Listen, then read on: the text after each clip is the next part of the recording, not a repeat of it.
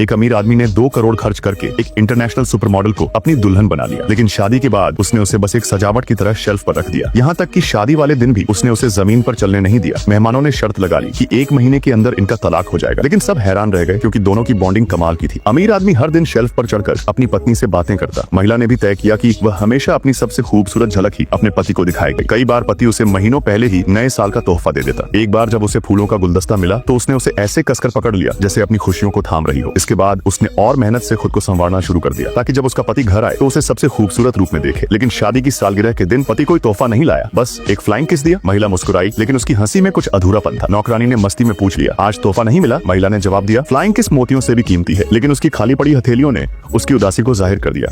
उसे लगा कि शायद उसका मेकअप पति को पसंद नहीं आया। उसने वही ड्रेस पहनी जो पति को सबसे ज्यादा पसंद थी, लेकिन इस बार पति ने उसकी तरफ देखा तक नहीं और सीधे अपने काम में लग गया। महिला ने बात करने की कोशिश की, लेकिन पति ने बस एक ऊपरी सा जवाब दे दिया। वह मायूस हो गई। फिर उसने अपने पति का फेवरेट गाना गाना शुरू किया, मगर पति ने उसे चुप रहने के लिए कह दिया। उसकी आंखों में आंसू आ गए, लेकिन वह रोई नहीं क्योंकि उसे डर था कि कहीं उसके आंसू उसका मेकअप न बिगाड़ दें। अगले दिन उसने सबसे महंगी ड्रेस पहनी, इस उम्मीद में कि पति एक बार उसे देख ले। लेकिन जब धूप की वजह से पति की स्क्रीन पर रोशनी पड़ी तो उसने नौकर को बुलाया और टेबल का एंगल बदलने को कहा। इस बार महिला कुछ नहीं बोली, आंसू खुद ही उसकी आंखों से बह निकले। अब उसे अपने मेकअप के खराब होने की भी परवाह नहीं थी, क्योंकि पति की आंखों में अब उसके लिए कोई जगह नहीं बची थी। 3 साल बीत गए। महिला अब भी खुद को खूबसूरत बनाती, लेकिन अब उसे कोई तारीफ नहीं मिलती। हर रात पति उसे नजरअंदाज कर दरवाजा बंद कर लेता। आखिरकार महिला का दिल टूट गया। उसने अपने ऊंची एड़ी के जूते निकाले और कहा, अब हमें यहाँ से जाना चाहिए।